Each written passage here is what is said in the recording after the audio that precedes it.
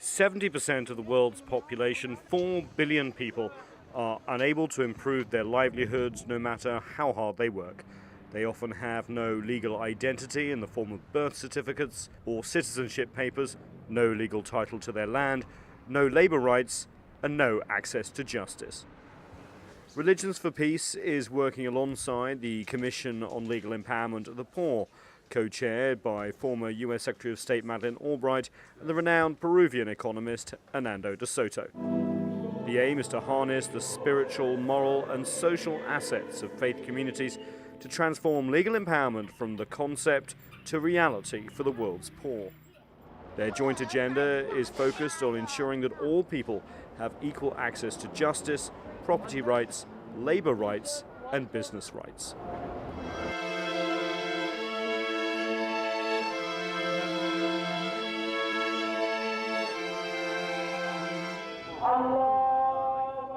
Even as society has excluded billions of people by not providing the legal protections and rights they are entitled to, religious communities are by their nature inclusive, and many faith leaders live and work among the poor.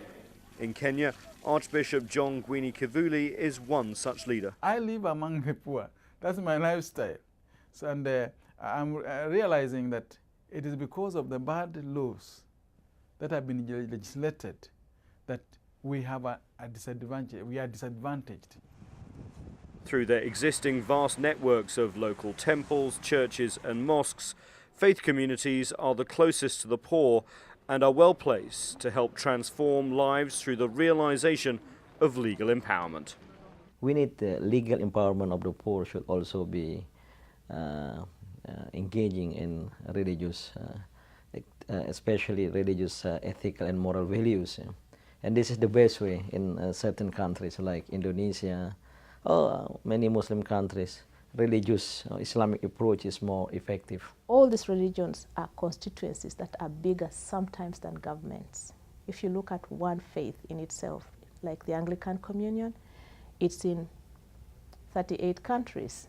So it transcends government boundaries.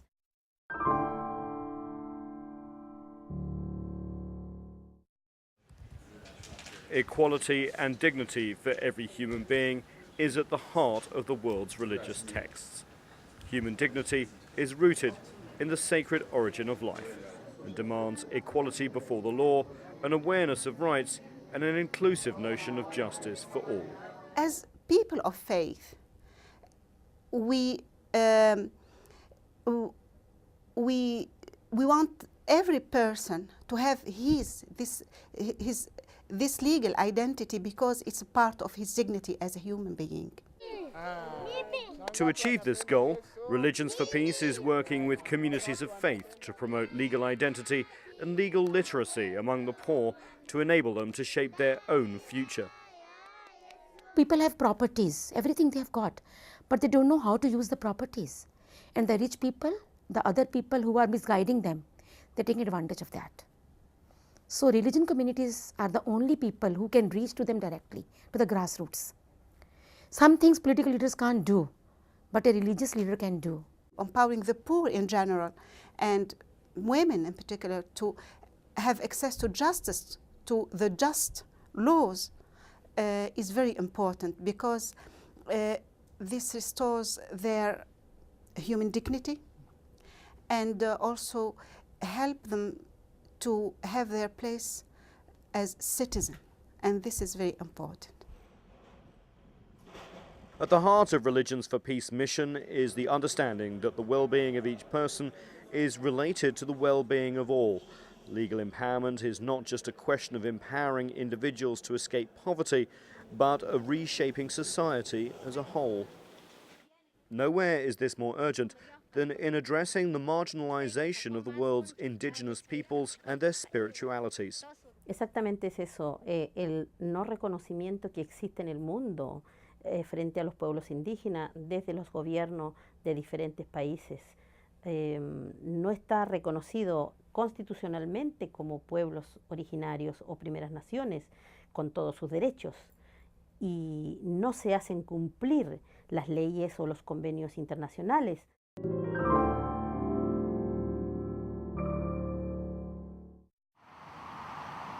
Of course, it's not just the world's poor who have faith. Believers may be found in all countries and all classes of society, and the world's religious communities are ideally placed to help start a conversation on legal empowerment between those who have these rights and those who don't. It's a great task to be accomplished to reach those who are, in fact, both religious on the one hand, but quite determined to ignore those who live in poverty. Religious communities are composed not only of the poor, not only of the rich, but of both.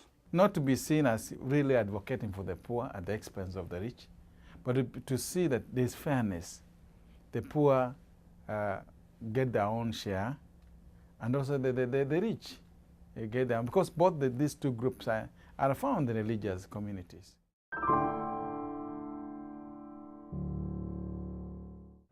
This is not to say that the rich and empowered should be excluded, but legal empowerment advocates ethical, economic and legal systems in which sharp distinctions of opportunity give way to legal protections for all in society. Economic must have moral economy. Moral economy is economy for all, not for the rich groups only.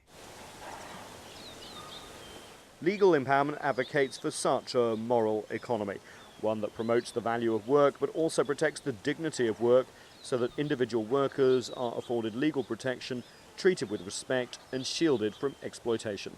If the rich would use their own positions rightly to pay the poor well, and the poor to understand they are being paid well, so that at the end of the day the gap is narrowed.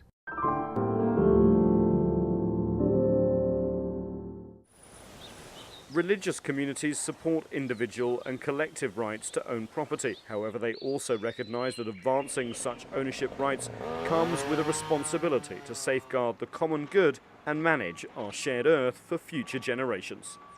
We are mandated by our Creator to share the resources. So if we're talking about right to property, right to land, that's already something that we are mandated to have, but we are supposed to share it equitably.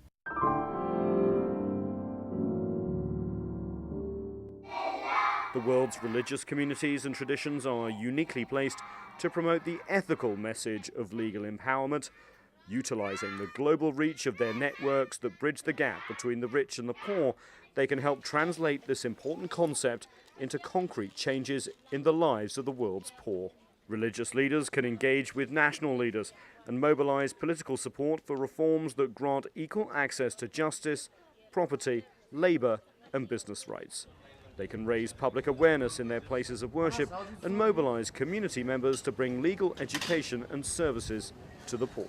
If all the religions come together, if whole team of Religion for Peace from all over the world, if they come together and take just one thing in their hand, just one determination, not too many tasks in their hand, to educate the poor, to empower the poor, and to solve the problems of the communities at large. Slowly, I think we can reach to our target, what we are looking at. But it is not easy. Implementing legal empowerment of the poor will not be easy. However, none are better placed to advance the dignity of all than the world religious communities working together. Inshallah, may Allah bless us. Because our effort is very difficult. We can do wonders. We can do wonders.